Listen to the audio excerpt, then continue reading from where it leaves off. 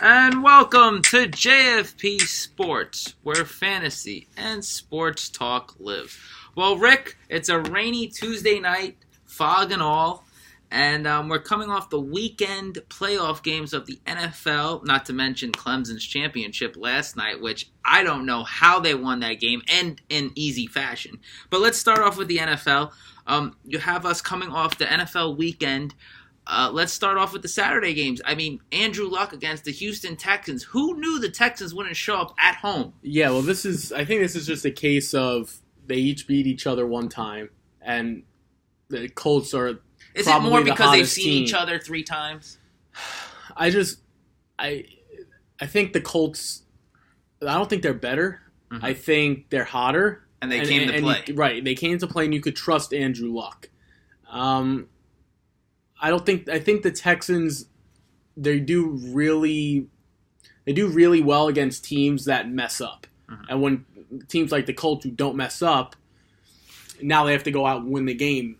I think they take on the Patriots mantra. The Patriots kind of wait for you to mess up, but when you don't mess up and you play well, then they lose. They play fundamentals. Right, exactly. And it's like at some point you have to go out and win the game. And at no point did the Texans show they can go out and win the game. That was the most disappointing effort of the weekend. Right. I think also T.Y. Hilton came to play. He's wearing the mask. He's wearing the mask. Absolutely. And Eric Ebron, you've been a big component of. You had him on your fantasy team. He came to play. Everyone came to play except the Houston Texans. Where were they? They were at home of Beyonce, and they couldn't show up. Yeah, no, To the left.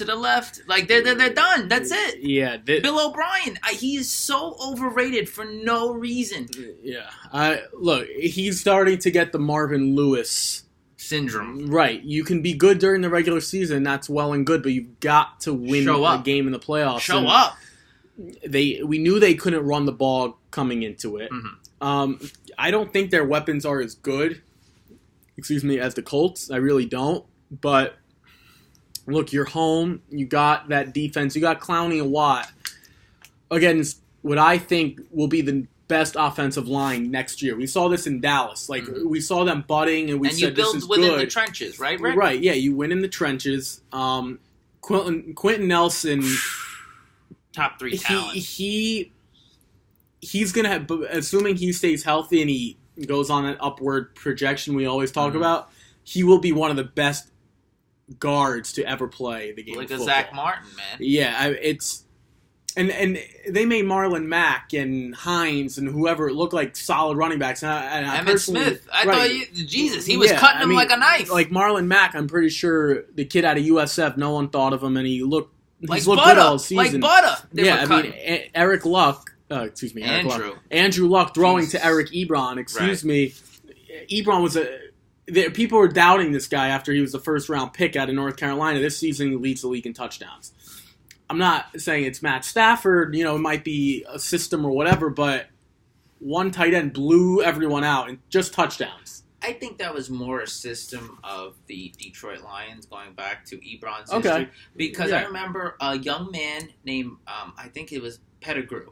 Brandon Pettigrew from Oklahoma State. He was a top tight end coming out that year. And what happened? You never heard of him again. Yeah. So I think it's just the Detroit Lions like going to the New York Jets. You're just bound to fail no matter what. It's Siberia. You're going to suck. Yeah. I agree. Staying with the Colts for a little bit longer, Frank Wright has just done an amazing job. Could you imagine, just thinking of the offseason, could you imagine Le'Veon Bell on this team with that line? That's a fantasy, number 1 pick status. You're with the top 3 quarterback. You're with an offensive line ascending and a defense ascending with weapons of Ebron and Hilton. I mean, that's a fantasy, guy's dream, bro. I'm willing to say this now. And they got the cap room. Right. If Le'Veon Bell does go there, that Colts team will lead the league in offense. It's safe to say. I agree. I love what the Chiefs are doing, and obviously they're not going to get Kareem Hunt back. The Saints with the weapons, it would be. Yeah, it would be. But Le'Veon Bell is better than a Kamara different level, and Gurley, right? Kamara, right, and Ingram, and those top offenses, especially like a Kareem Hunt.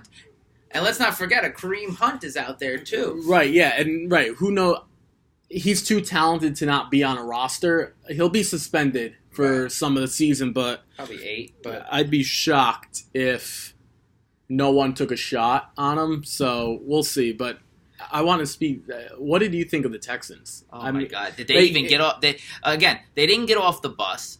Put their stuff to the left, onto the next. Yeah. I mean, Deshaun Watson, I'm very, disappointed with him. But it's more so with Bill O'Brien, and it's the same story all over again. It's the same movie. I remember the one time they beat the Raiders 2 years ago in the first round, then they beat the Bengals, but they could never get over that hump. And I feel like with Bill O'Brien, he's like the nowadays Marty Schottenheimer, where like they're destroying the regular season with those Charger teams, 14-2, 12-4, but they get bounced out in the first round. And, to be honest, I'd rather be the Philadelphia Eagles, which we'll get to in a minute. Yeah. They have the pedigree, they have the experience, and this was a team at one point was 5-7, yeah. Was 4-7, Rick. So to come back 9-7, they make it to the playoffs. I'd rather be doing that. But, in the end, the Texans are out of it. The Colts are moving on to Arrowhead.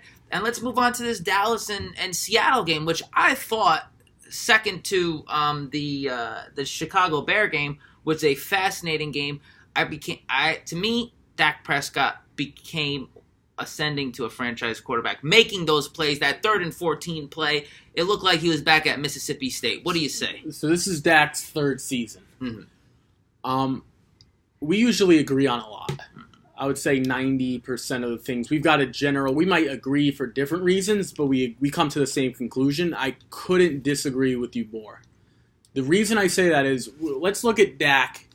Now, I think for what this team needs, he's more than capable. But I'm not willing to give him Matt Stafford money. I'm not willing to give him Aaron Rodgers money. The reason I say that, the first year, great O-line, Zeke led the league in rushing. Dez, right? Witten. 12-4, right? I wasn't even going to include Witten, but because he was of his age. But 12-4, don't win a playoff game. Season after that, Zeke suspended for 6 games. Nothing. Can't find him. Can't find Dak. Can't find Dak. Can't find anyone. Nothing. Okay. This season, unreal defense. More than Leighton Vander Esch could make the argument for Defensive Player of the Year. Rookie Defensive Player of the Year. Don't think he'll win, but I think I would rather pick someone like Derwin James. But sure, Leighton Vander Esch can make the case that defense really stood out this season. You get Zeke again, leading the league in rushing. Where the trend to me, with one season where it didn't go right, Cowboys couldn't win a game. So you mean it's more? I think Rick's alluding to that it's more about the supporting cast around Dak, and especially when they made that trade for Amari Cooper, I think that ascended them, put them over. Right, the and top that was another point, right. And I'll throw it back to you. They couldn't throw the ball without Amari Cooper. Now, no, I'm not saying Amari Cooper has changed Dak Prescott to the second coming of Brett Favre. I'm not saying that, but what I am saying is it's made him better. Right, it's definitely made him better, and of course, Amari Cooper on paper is very talented. We knew that. It was just Oakland was a nightmare. Carr and Gruden, whatever the case, can't run the ball there. But let me ask you this: if I'll put you be in Dak's shoes for a moment, if you want wins, you've got to sacrifice money because realistically he's not good enough to win it on his own. We know that he's inaccurate. He threw 2 bad passes, 1 pick in the end zone. It was a supporting cast. Football is part of it. Especially when those defensive players, like you just mentioned, Vander Esch and Jalen Smith and the guys up DeMarcus front. Lawrence, they come up for that payday. Am I going to give a little bit? Ezekiel Elliott, Amari Cooper, the top 10 players. I would say Russell Wilson and maybe KJ Wright. If you took the 10 best players out of that game, about 7 or 8 of them were on Dallas. About 2 or 3 of them. Just overall position. Dak needs a supporting cast. So I'll ask you, if you're Dak or if you're management, are you sacrificing wins over happiness and the money? Because if you take that money, the team, the cap will be severely affected, and the rest of the team will be severely affected. Well, I know going into the 2019 season, all teams, it's been publicized, is going to get a little extra money. That's number one. Number two, I do believe in taking the Tom Brady route where I'll take less, give me a decent contract. Right. I'm not going to starve, but put players around me. Right. And I do believe that in your younger years. I do believe on Dak's third coming of a contract, then that's payday. We can't talk about that. Right, we can't talk about that. God forbid he gets hurt. I would take, who knows? But you see, I'm not playing, though I'm trying to be in his shoes. Any play could be your last play.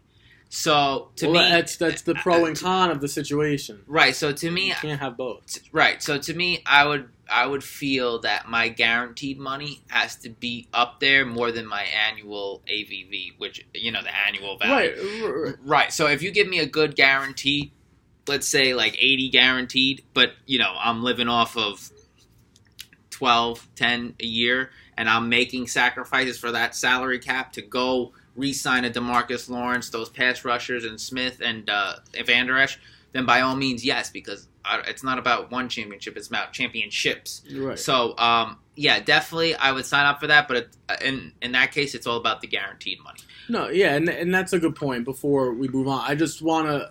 get my take on that. That, for sure, because you think... I don't even What would you do?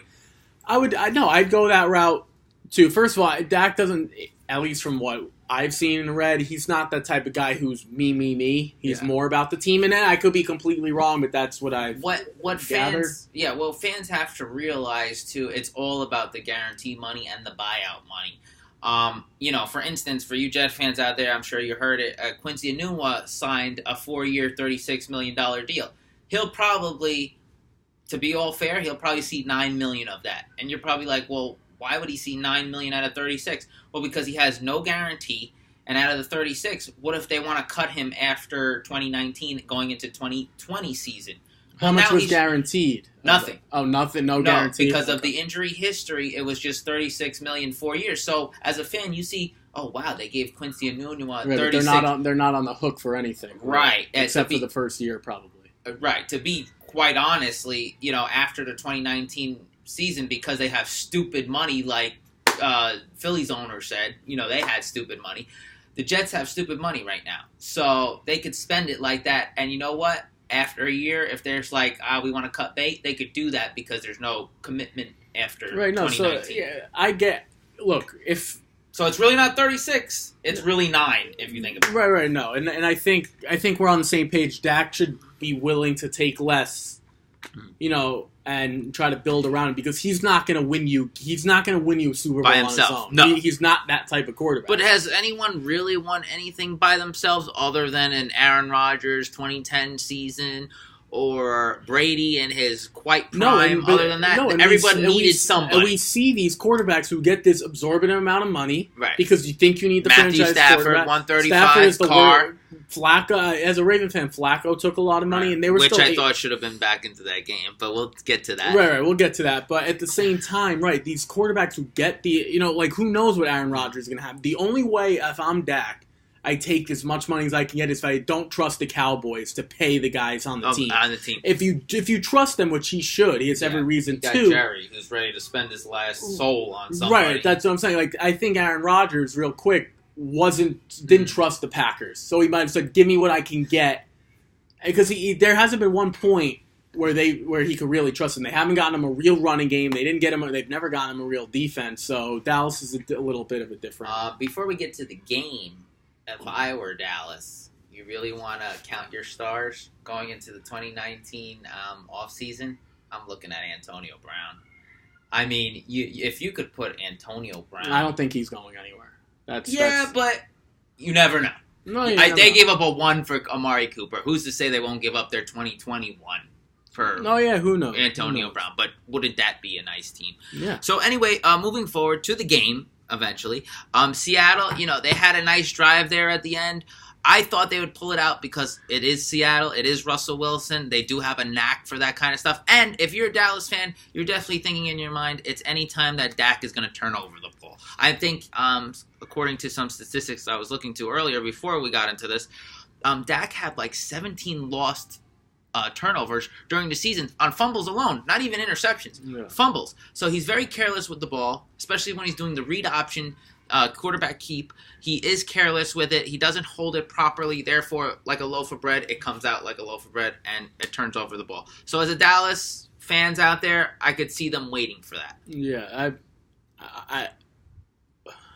this is why I don't love Wild Card Weekend, because you see anything could happen though. Yeah, no, anything can happen, which in terms of the uncertainty, yes, but I didn't look at Dallas after they won and said they have a chance. If Seattle won, I don't think they would have had it. Like, these teams just aren't good enough, and I looked at the Chargers, didn't think they're good enough. I looked at the only team out of the four that won, I'd say maybe the Colts, because they have enough of the offense and their defense is stepping up. But, I think we're going to see, usually the teams that have a bye week sometimes have a disadvantage. I think these four teams that waited a week are so much better. Yeah. And being Dallas, a little foresight for their Ram game coming up, I believe they have to stick with that run. Yeah, they don't have a choice. ESPN actually did a stat, and it was like they are 80% successful when running to the right. So I would think either run to the right or do some misdirection, maybe. Get Dak on the move, because I feel like that's where he is most successful, and get Ezekiel Elliott out in space. That's where he's successful. Zeke's got to touch the ball at least 25 times. To 30. 30, yeah. I would say 30, 35 touches, because then it goes back to passes. Your point. You can't put it on Dak. No, you can't put Dallas, and I noticed this with Baltimore too, but Dallas just got through. They can't be put in third and long. No. 3rd and 6, maybe. But anything more than 6 is a stretch, because now the defense is more condensed. They know you're not going to pop one off for a 70-yarder. So everyone is more contained, and I feel like you just have to get in those 3rd and short manageables. Yeah. For them to beat the Rams, I would say Zeke at a must has to run for 100. He needs about 150 total yards to have a chance. I just don't. The Rams, if Todd Gurley's healthy, which that week really helped him out, they have too much. Cooks, Everett, they have Higbee, they got Woods, they've got Gurley, they've got Anderson. Just name the whole Pro Bowl team. No. Yeah. C.J. Anderson. I mean, C.J. Anderson's has been the best running back in the last 2 weeks, and the guy's fresh. I mean, it just doesn't seem like Dallas has a chance, but we'll see. Who knows? You never know.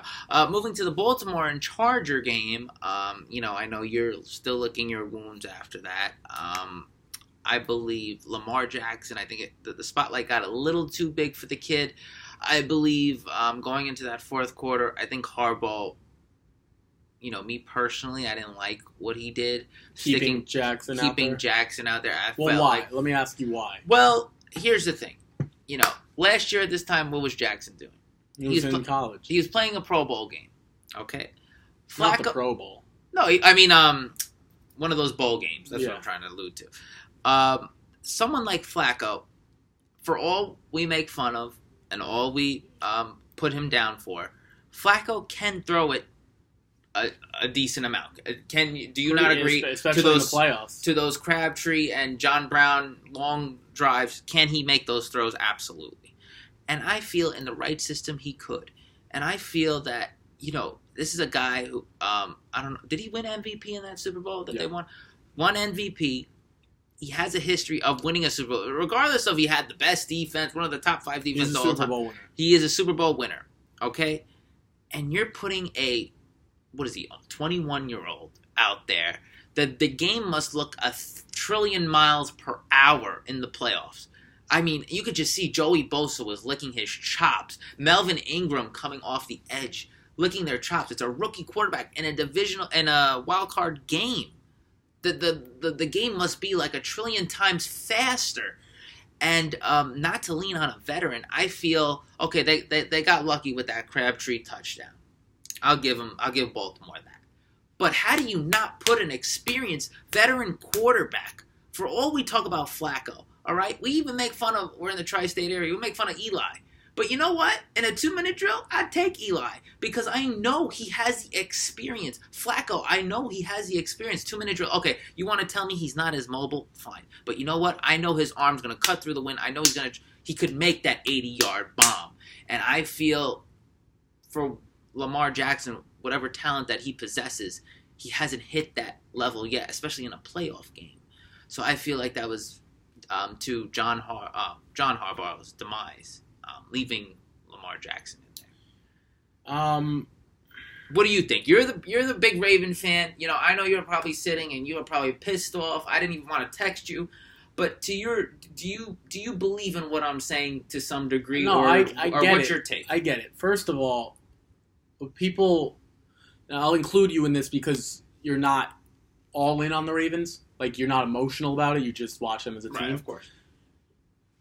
Flacco was what when he got hurt? Do you remember?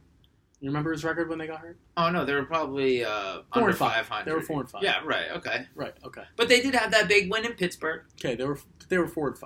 Okay. That was at the beginning of the I'll season. give you that. That was at the beginning of the season, and when they weren't sure about Le'Veon Bell, and that's Yeah. the Steelers. The Steelers were really looking at us like they might be under 500, and they almost were. Okay, so that was at the beginning of the season. Flacco goes down. They bring in the kid. The kid loses one game.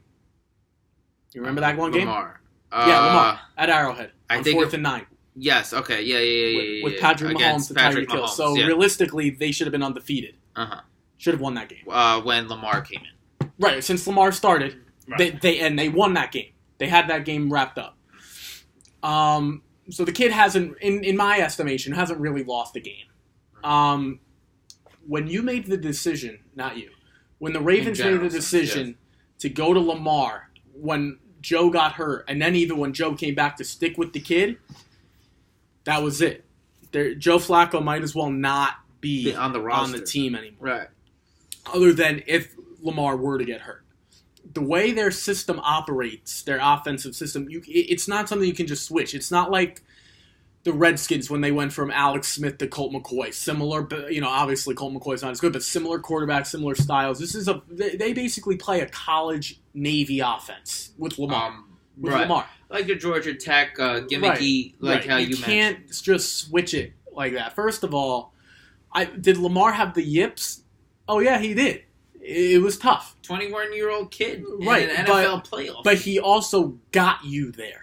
I don't know. Again, I'm not going to sit here and say the guy's a Pro Bowler. I'm not going to say he's the MVP of the league. Did he not make the most impact out of all the rookie quarterbacks? I would have said he made a bigger impact over Baker Mayfield. What did Baker Mayfield do? He had more games. They didn't go anywhere. Not that Baker's not good. Don't get me wrong. But I'm saying Lamar Jackson pretty much went undefeated ever since he got in there. So to answer the direct question, no, I wouldn't have taken him out. Because you're down 23-3. Is Joe Flacco going to go on 3 straight touchdown scoring drives? Or was he going to do the same thing Lamar Jackson did? But Rick, I feel to Flacco's credit, you put him in there. He throws a bomb. I'm not saying he's going to get it. The guy hasn't played in 2 months. I know he hasn't, but also, too, they haven't had tape on him for 2 months either. Stop. They've had tape on him for the first 10 and a half seasons. Well, Rick, you know how it works. You know how it works. If a AAA pitcher comes up against the Yankees, what happens? He gets shelled. I'm saying that they've never seen before. He got shelled because he's in the AAA for a reason. Are we talking? Wait. I'm also saying, say a backup quarterback comes in and he starts throwing.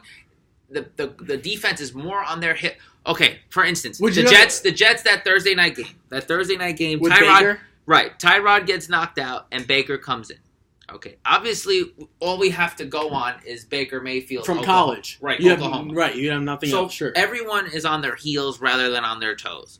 So I feel that the Baltimore could have took a page out of that Cleveland book, brought in Flacco, got some people on surprise, make some big plays, and you never know how momentum swings a game. No, I understand. You know what I'm saying? I get what. First of all, the problem with Baker Mayfield, people don't realize Tyrod Taylor was knocked out of the game. People forget that. Oh, they brought Baker. Not really. Tyrod Taylor was knocked out with a concussion. No, I'll give you that. Okay, that's 1. 2. They were playing the Jets. I hate to do it to you, but they're playing the Jets in week 3. But I'm just... You can, first of all, 2 things. Okay, but the comparisons LA they're not LA realistic. Charger defense isn't the Bears, isn't even the Baltimore Ravens. It's the second best defense in the AFC. Second best defense in the AFC. Oh, yeah. Quick to say it's not the Ravens, but who would you take over them? Other than Baltimore. What defense would you take over them? Other than the Chargers defense. Come on, we're wasting time here. You're not taking anyone. What, New England's? No. Kansas City's? The Colts? Who are you taking? It's the Chargers. Wait. All right, well, you'll keep thinking, but I'll tell the viewers what is true.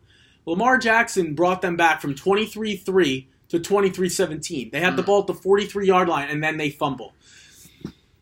I'm not saying... Joe Flacco couldn't have taken them any further. Now, you'd have a better argument if it finished up 28 or 31-10. They were within a touchdown. First of all, that defense deserves a lot of credit because it could have been a blowout in the first half. The way the Ravens offense struggled, that defense and crew, it's absolute fantastic. Yeah. And if Justin Tucker doesn't miss a field goal, we're looking at 23-20. The Ravens need 25 yards. Scratcher. Right. So I'm saying, I get where people are coming from. But if you do that to the kid and Joe Flacco doesn't win, mentally you may have messed up Lamar Jackson for a long time. Yeah, but we're worried about this game. We're not worried about... I understand. If Joe Flacco comes in, are you confident they're going to win the game? More confident than Lamar was, than when he was... But if you don't think... It's not about more confident. You've got to be sure. I feel better. If I were the coaching staff and a fan and see Flacco coming in, an MVP that won the Super Bowl let's not compare and say it's like a AAA pitcher because the guy has had 10.5 seasons of film. No. So let's not say that. I'm saying is... Or Baker Mayfield, who had no film. All I'm saying is it's just somebody to keep the defense on their heels, haven't seen. And that's fine, but I also think game planning for Lamar Jackson is so much more difficult than game planning for Joe. And it's one thing if they're down a touchdown and Lamar gets hurt and then it's like a banged up Lamar versus Joe. Joe Flacco hasn't played since like week 10.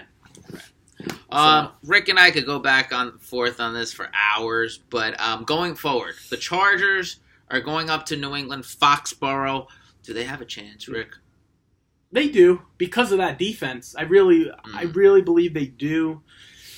It's just tough to beat Tom Brady. Phillip Rivers just doesn't seem to get it done. 0-7 in playoff games. He just can't get it done. Against New England. Again, he did against a rookie. Tom Brady's no rookie. Tom Brady's been there. So it's going to be bad weather. The Pats and the Brady bunch keep it going? Oh, yeah. Absolutely. It might be higher scoring than people predict because I don't love this Patriot defense, but how can you go against the Pats? Okay. And their last game was Philly against Chicago. And I think I called it one of the better games of the weekend. I felt the back and forth of the drama of the quarterback kicking. I mean, the kicker, going to kick the last second field goal and doesn't make it. I think that's just drama enough. Trubisky, I think, had a fabulous game. Nothing to take away from him. It was just a missed kick. At that point, it's just pure luck. Philly, they have the experience, they have the pedigree, and kudos to Golden Tate, who actually made a great appearance. I think he made a big factor in that game, caught a couple of out route passes, but definitely that last one for the touchdown, I would say the biggest catch of his career, playing in Detroit all those years. Right, well, Seattle. He had some nice plays in Seattle. He had some nice plays in Seattle, but I don't think he ever won a Super Bowl. I don't think he did. I don't remember. It was by far the biggest catch he's had this season, for sure. Right. And in his career, the last 3-4 years. But other than that, Philly, kudos to them. The returning champs. Them, we can't say anything bad about either team because, again, I said it's based off of luck. The guy missed the kick. They could have easily the kick that he made 5 seconds earlier prior to the time. He could have very easily made that kick and sent the returning champs home. So that's how. Yeah. That's how easy it is the game could have went. Going forward, Philly, we're going into the Superdome. Drew Brees hasn't played in 3 weeks. Let's keep that in mind. Right. Because he had that week double 17 was off. Last week was a bye. And actually, to some extent, week 16 because he played 3.5 quarters and they took him out. To your knowledge, do you see them putting up a fight, Philly? No chance. No chance. That crowd noise, Cameron Jordan coming off the edge. The teams who beat the Saints in the playoffs, it's because the Saints had to go to them. I don't think Drew Brees has ever lost a playoff game in the Superdome. If Nick Foles is the guy to do it, the one thing I will say, the Colts are hot in the AFC. Saint Nick. The Eagles are the hottest team in the NFC. I just don't know if they're going to be able to get it done. Look, the Bears, we knew they're limited offensively with Trubisky. It is what it is. They're very similar to the Ravens. Play defense, ball control, do all this stuff, run the ball. Your quarterback makes enough plays. Drew Brees, Nick Foles have to make a few more plays. I don't think they have much of a chance. I think the Saints win by double digits. I really do. With some degree, I know everyone's jumping on the +8, 7.5. It was started at +10, but you know what? It's gone down. Those lines, I always tell people, it's for a reason. Right? No, they're right. It's going down for a reason. Yeah. And I know everyone's hopping on Philly, but I kind of agree with you. I mean, that atmosphere of the Superdome, they get hyped up. I think the Saints really wanted the Cowboys because of what happened earlier in the year. If the Saints bring that same intensity, like if they had played Dallas, I think they might have beaten Dallas legitimately by 2 touchdowns. To the point that they were sitting there last week praying they got Dallas. If they bring that same intensity to Philly, it's going to be a long day for the Eagles. A matchup we didn't touch on, Colts and going to Arrowhead, visiting the great Patrick Mahomes. The Chiefs get it done? Do the Chiefs get it done? They haven't. I think they will. People have always been talking about Andy Reid hasn't gotten it done there, whatever. Patrick Mahomes knows nothing about that. Tyreek Hill, he's still young. Kelsey, he's still young. They're going to have to outscore the Colts, but at the same time, I don't know. I like the kid Mahomes. That defense at Arrowhead will play much better than people believe. The Colts have really, really done a nice job of staying hot and getting that defense going, but they're not playing Deshaun Watson anymore. They're not playing Marcus Mariota in that virtual win playoff game. What they have now is Patrick Mahomes. So Patrick Mahomes is a different sort of animal. He's going to be the MVP of the league, 5,000 yards, 50 touchdowns. If it's not Mahomes and it's Brees, it's a travesty. I just don't see this Colt defense getting it done. Now, that offense, I know... The Colts or Chiefs? No, I'm sorry. Andy Reid. I know he has the Midas golden touch. Eric Bieniemy. Is he getting the job? Is he not? I think he will. I don't know if he's... I don't know if he should look for one. Honestly, it's a great job. I say he ends up with my New York Football Jets because we're going to. That leads us into our next segue of coaches. All the coaching moves are occurring this week. Actually, a lot of them occurred today. Let's get into some of them. Just broke actually 2 hours ago. My friend Cliff Kingsbury. Yep. Yeah. Clintbury. Yeah.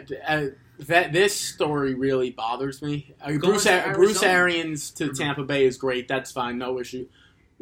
First of all, Cliff Kingsbury got fired from Texas A&M. I know you were on that last week. Yeah. Right. 5-7. They had Patrick Mahomes, went 5-7. Sorry, isn't Patrick Mahomes going to be the NFL MVP this year? Yeah. Well, you see, if he doesn't win, he'll be number 2. You know what it is, people. He won 5 games. Sometimes people. It's interesting. Like other people that are associated with great people. So, to my allusion, Cliff, right? Yeah, I can't get this guy's name right. Cliff was associated with Patrick Mahomes. Eric Bieniemy is associated with Patrick Mahomes. Matt LaFleur used to be associated with Matt Ryan and Kyle Shanahan, then moved to the Tennessee Titans. Right, no, they had a really good offense this season. Right, Mariota and Gabbert couldn't complete passes between me and you right now. Let's take one at a time. So Cliff going to Arizona, you like it? You don't like it? I don't like it because he took the USC job. Don't take a job knowing you're going to look for something the minute you step off the plane. You know what? You're such a morally stand-up guy. No, it's really absolutely ridiculous. You know you're going to look for an NFL job. You know people are coming. Why would you possibly take the USC job? I think not that USC is such a bad place to coach. He just wanted to have more eggs in the basket. That's not the right way of doing business. Oh, though. Of course not. But he's worried about Cliff Kingsbury's right way. So no, that's fine, and I get it. But I'm saying, you know what? I think don't take a job when that, and I think he's also going to get eaten alive in the NFL. I think this Arizona team is going to get eaten alive. This is not a good roster. He couldn't win with Patrick Mahomes. Let's forget, he had Johnny Manziel at Texas A&M. He also had Baker Mayfield at Texas Tech. He can't win football games. So why would I want him to be my head coach in the NFL? Well, that leads to the guy doesn't play defense. And especially when you're grooming a chosen Rosen quarterback. Right, Josh Rosen. And then you got David Johnson. But other than that, I don't like their receivers too well. Christian Kirk maybe, but Larry Fitzgerald is on the other side. Right, and that's not his fault. That's just age. It's just age. No true tight end. No offensive line whatsoever. What are you talking about? You know, like Ricky Seals-Jones? What do you have, 6 catches this season? Come on, that team stinks. Valdir is even still Jared on. Valdir, I think so. He's the left tackle. Yeah, the whole team's terrible. Yeah, the defense just doesn't look like they want to Patrick play Peterson, I feel it's a travesty he's still on the Cardinals. He should be on Philly. There must be something in the water that's kept Larry Fitzgerald and Patrick Peterson there this long. I think the ownership's nice people. But you don't win. Yeah, fantastic. It's not. Hey, it depends on the guy. So moving on to Tampa Bay. Okay, you got Bruce Arians coming out of his 1-year hiatus.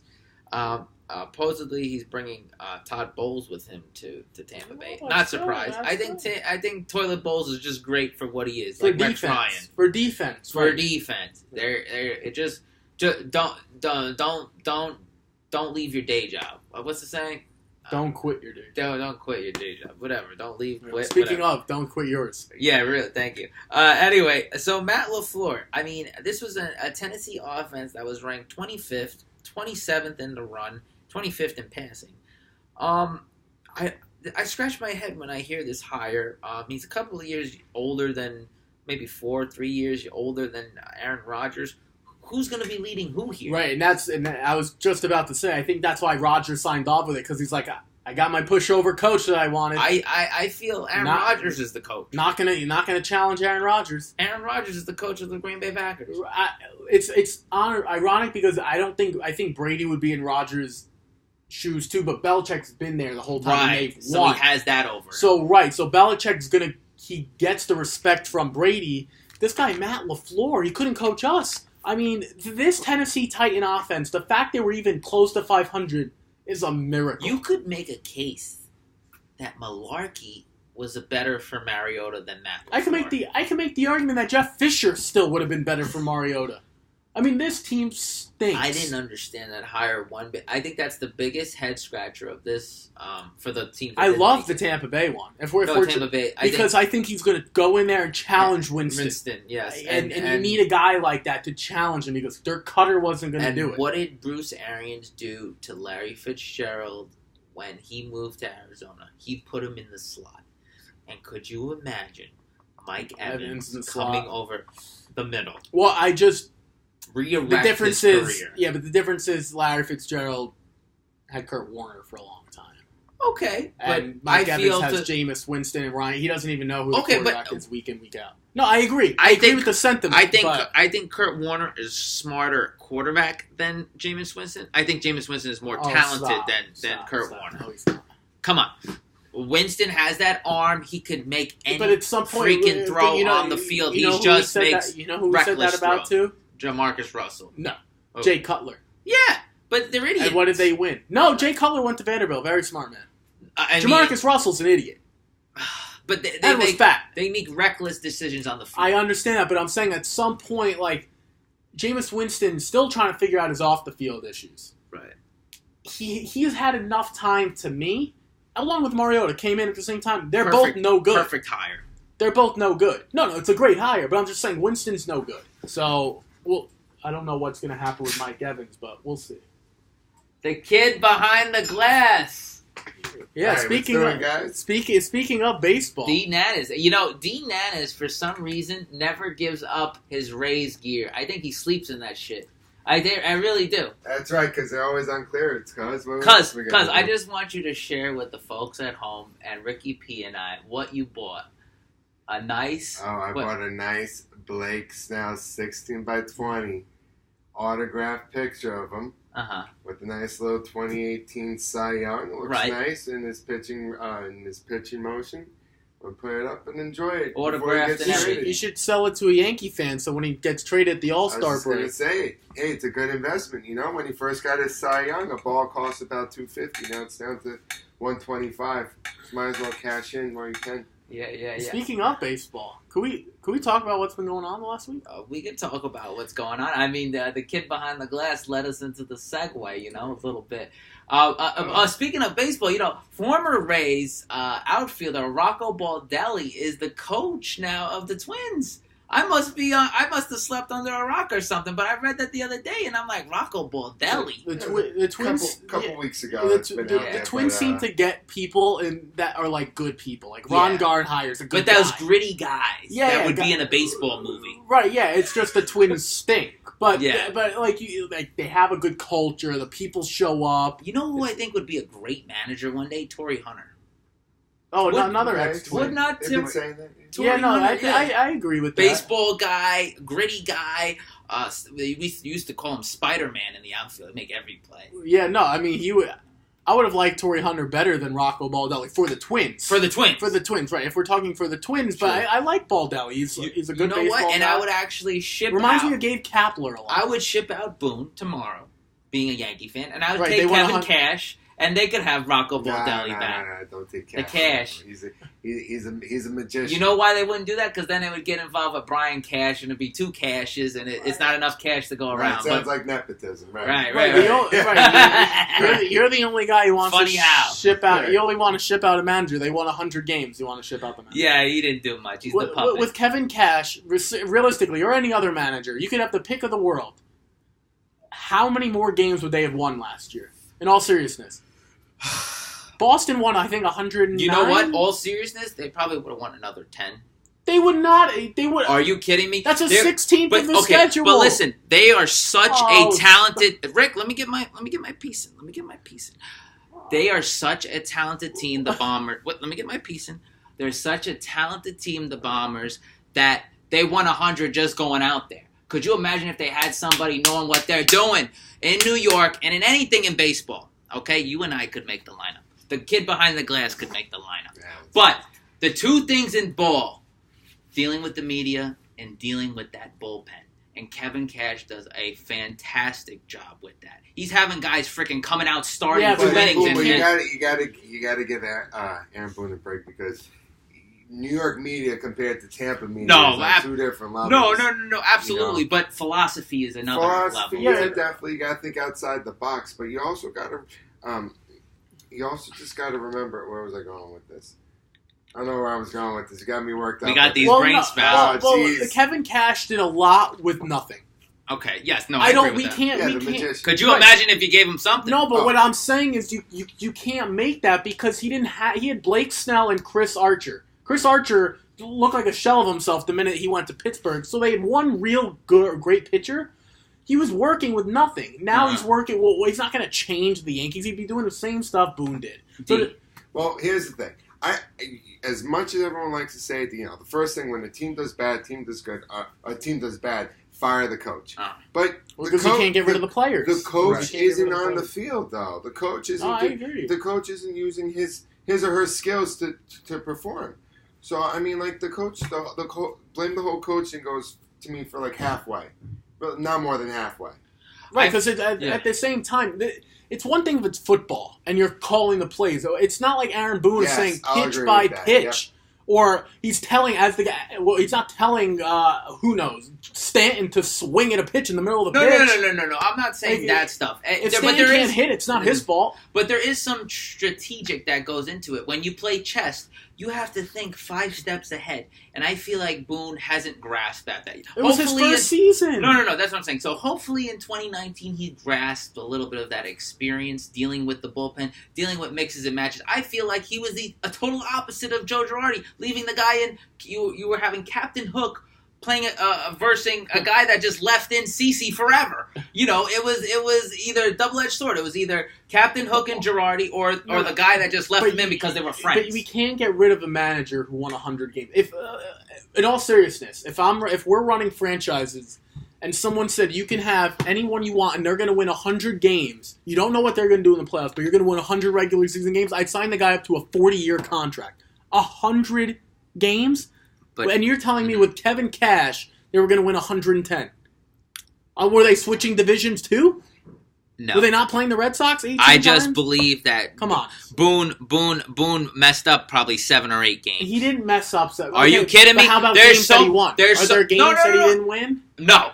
Absolutely not. So Absolutely not. Because I could have left in Andujar to hit a double. I could have put up Judge to go hit a home run. Wait. Rick, so they won 100. Okay, go on. They won 100 games, and he didn't help in any of those wins. That's what you're saying. To me, the majority of the time, absolutely but not. That's not majority. Majority would be which means 30% 30% of the time he probably impacted, which is nothing to me. So what you're saying? He wrote out the lineup card. The That's what I Yankees won 100 games. They play 162. So basically, they won between 4 and 5 a week. If we're doing the math, just on average. Right, on an average. So you're saying with Boone, they basically be winning 5 every week. So that means they'd be sweeping at least one team every week. What I'm basically saying is if Hillary Clinton was in the clubhouse, they would still be winning the same amount of freaking games. That's what I'm saying. But we can't fault. Maybe Boone isn't the best, and I'm not going to sit here and say he is because I agree he's not the best. No, he's terrible. He's terrible. You can't beat that. That's. You know what that's like saying? That's like saying an NBA player who just 30 points. He's terrible. I'm talking about right now. He had no experience. I wouldn't even let him manage my Anderson Dental team from Babe Ruth. Okay, let's get a neutral Dean Anderson. All right? I don't know. Alex Cora from the Red Sox. At least he was the bench coach for Houston for a year or so. At least he was a third base coach. He was doing things. And this guy was on ESPN Sunday Night Baseball 2 years ago. So he's got a better. You see where I'm coming from. He's got a better resume. He's got more experience with that. Was the team not better though in Boston? You can't really say. No, I would say equally. The Yankees were in for all. You know, as advising and telling and talking about it, you can't really put a judgment if Aaron Boone really did a bad job or not, because by the numbers he did a phenomenal job. Just Boston was just so damn good, even for all this race. 90 wins, the most in how many years? But it's up to the players and how the coach makes the players feel. The Astros also won 103 games. Yeah, teams did really well this year. Let's not forget that. Coaches got to be on the same wavelength with the players. You know, you can't make the players too nervous and something. Maybe they had such a good chemistry. Like that's all it takes, really. You know, we could stay on this topic like we always say forever, but due to time restraints, we do have to move on. But that is a great point. I loved having each one of your input. Moving on, the Rays. We're talking about hot stove stuff right here. The guy behind the glass is probably going to get a drink of water. Hot stove stuff. I didn't even know. Also, too, they traded what's his name, Jake Bowers, to the Indians. My boy. He posted up a picture on Instagram and brought a tear to my eye, but you know what? I thought that was the future Longoria, coming up, playing... Well, not Longoria and Bowers. No. They're two different ends of the spectrum. One guy's like 40 and one guy's young. No. I meant when Longoria was coming up. That was going to be the next franchise face of the franchise guy. It can't be a Blake Snell. Well, no. First of all, it can't be a guy who pitches once every 5 days. Right. And it's not Snell. Clearly, it's not Snell's fault. But you can't... Mm-hmm. First, Snell is not that guy. He had one good season. If we're talking about 5 years, like where David Price did it for a few years, maybe we've got something with Snell. But he's only done it a year. Let's see if he could. I think he could have another great year again. But we got to see that. A and B. The problem with the Rays is they get someone good, they trade him, they let him go, and they don't do anything with the money in return. So Evan Longoria was there for a long time. They actually did some decent things with him. They got to a World Series. They played the Phillies. Let's talk about, I don't mean to interrupt you guys, but let's talk about something that affects the fan base. What are you guys thinking about the Rays organization knocking out almost 10,000 seats, the entire upper deck? I got my opinion about it because I've been there many times. Uh-huh. I don't know if you guys ever been to the Trop. I've been there once. I've been there once. It's pretty desolate. Okay, have you guys ever been to the upper deck level? Never been. No one else has. Because they got one taco stand that's open and you got 10 retirees just drinking their minds out up there. Right. I think it is phenomenal that they are taking out that upper deck and they're going to put attractions for the youth, get the kids in there. Because remember, you're in the Tampa area, you have so many, you're even an hour away from Orlando, I believe, an hour, maybe 2 hours, I don't know. But you have tourism there. You get the kids there, then you start bringing up new fans and I don't know. I just don't know what you guys think about that. Bringing new attractions to it. I mean, we'll get Rick's point, but definitely, I think I agree with you, D. I think that's great. Bringing in an attraction, having Kids Day. They might even have freaking Pet Day. All these. Well, now they got 29,000 seats. I think they said. Which way they probably weren't selling at anyway. No, nothing. But what is it? I think it's the second lowest amount of seats, or the lowest. Do you guys think of that as anything? Or you think of this as a positive thing? Empty seats or more attractions? I mean, for them, it's the more attractions. No, right. We know what they're going to do. This is my cause to pause with that look. If they execute what they say they're going to do, then I'm with you. If they go out there and it's still a bad look and they're not doing anything up there. Again, I think it's too early to say. I like the plan in place. Yeah. But if they don't go out... Sports, from what we know, you get kids at a young age. If you can get the kids to be Rays fans like yourself for a long time, that you're not turning a 50-year-old man into a Rays fan. No. If they didn't like baseball, they're not going to be Rays fans. And if they like baseball and they live in Florida, they're probably Braves fans or they're probably Yankee fans or something else. They're not going to be Rays fans. You have so to target the kids. youth. Right.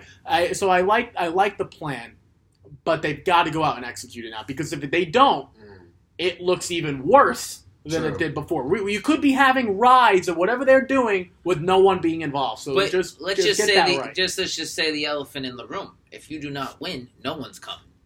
I don't care if it's a 5-year-old. If you do not win all, no, I agree. No one's coming. But they did last Coming year. off a 90-win season, obviously that's a plus. Adding all these fundamentals, these great stuff, these attractions and all that, that's great. But at the end of the day, you guys know, you gotta win. You gotta win. Moving on, the additions, Zach Britton, that was the kids segment. Now he'll go back. I gotta go back and slave. See you guys. Keep up the good work. Yeah, make my dinner. Make sure it's hot. How you want your coffee? Milk and sugar? Yeah, just a little less milk. No. Yeah, soy. Anyway, getting back to the news, Zach Britton signs back with the Yanks, 3 years, $39 million. He doesn't have to worry about not getting that. No, that's he's lot, gonna though. get. That's a great thing about baseball.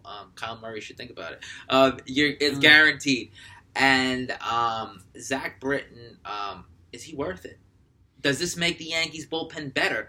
Does this the best bullpen in baseball? And where do you see Britton's role? Let's start with I still think he's the seventh inning guy. Okay. I mean, assuming Chapman's healthy. So not swing to leverage, high leverage, maybe sometimes closing, give Chapman that day off. No. Well, I'm talking about playoffs. I'm talking about September baseball. Okay. He'll be the seventh inning guy. Dellin will be the eighth inning guy.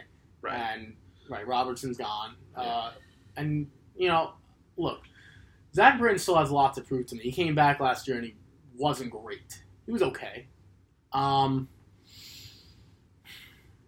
Is he talent-wise? Is he better than Chapman? No. Talent-wise, is he better than Dellin? Well, don't think so. According to Fangraphs, you did have a period. I would say a 2-year window when he was in Baltimore. Yeah, and that splitter was working, and he was getting his ground ball ratio was very high. I believe he was the best closer in baseball for a period of time. Yeah, he was. And I believe his second year I think that's a great contract. You might say, well, Puma, Yanks are on the hook for $39 million. But to have a shutdown bullpen, and let's not mention, they just lost David Robertson to Philly. Okay? So that's one less. Which I think I'd rather have Britton anyway. Me too. Less mileage on the arm, and another lefty. And you and I know lefties, they last freaking forever. Yeah, no, I don't mind the contract. I just want to establish Britton, Betances, Chapman. But okay, on an August Tuesday night, and Chapman's done 7 days in a row. All right, fine. But I'm just saying, and that's no. I'm saying, well, who would you vary against, Britton or Betances? I'd probably take Britton and let him close. He's got the experience, the real experience. Dellin doesn't really have the experience, just when Chapman's been hurt. Right. I also think Dellin might be a little more temperamental. He's a little more all over the place. I want him in that 8th inning role. You know what I'm saying? Like, I don't want... Establish. Right, just keep him there. I feel like, to D. Nannis's, Tampa Rays, that's great, you have... But I feel more of a more traditionalist. Looking at the numbers, I was actually looking at it. Tom Verducci, actually a great senior writer, had that the numbers of bullpen closers, their ERAs, have spiked up in the last 2 years. And why is that? Because everyone has been on the trend since 2014, since the Kansas City Royals won the pennant and the World Series, that you could bring in your closer at any time. And you know what? For some part of it, and probably for that one day, that Game 7, it's cool. But on the regular like that, you see Craig Kimbrell, he had a 2 ERA 2 years ago. That thing is up to 4. I mean, the one who had the best ERA was Chapman, who had a 0.88 ERA in 2016. Now he has like a 1.7. But everyone else was in the 3s and 4s. So I also think guys aren't. Well, I think the way baseball is being played, like to get to a closer, you'd have to use a single bunt, tie the game. Now it's like you get one big swing of the bat. We saw that with you have the closer coming in. Rafael Devers did it against the Red Sox. With the Red Sox against the Yankees against Chapman, you get one good swing out of 9 strikes. Look, I'm not saying it's easy to hit off Chapman, but you get one good swing, one off Kimbrell, one off Sergio Romo, whoever it is, Roberto Ozuna, whoever it is, to get one good swing. But back then, it used to, a few years ago when the Royals first did it, in the early 2000s, it was single, bunt, sack fly. It's just different now. So that's why I think the ERA is spiked. Last question. Does this make the Yankees have the best bullpen in the sport? Yeah, I would say that. I think Tommy Kahnle's going to have a really good bounce-back season. Oh, I forgot about him. Yeah. Nice 6th inning. I think they'll be the best, which they need to be. It's not the starting pitching of the Astros. It's not of the Red Sox. And I think head and shoulders over the Red Sox. And that leads it to my next point. Craig Kimbrell. Where is he going? I think he'll be back with Boston. I think so, too. I just don't think at the number that he wants. He wants 4 or 5 years at, $20 million a year. That's not happening. Right. No, I mean, he's a closer. It shouldn't happen. Right, The guy, they pitched 70 innings. Yeah, no. If I were him, I'd go to Phillies. Phillies have the most money, stupid money, like we've talked about. Well, and especially I don't think the Phillies are going to get either of their 2 big guys. I think Harper's going back to Washington. From what I've been reading, it looks like. To our credit, I feel, the Lerner family, Boris was speaking to them. I feel he stays with the Nats. Me too. Fulfills his legacy there. Whatever it is, maybe they up it to 350, 10 years. I could see that.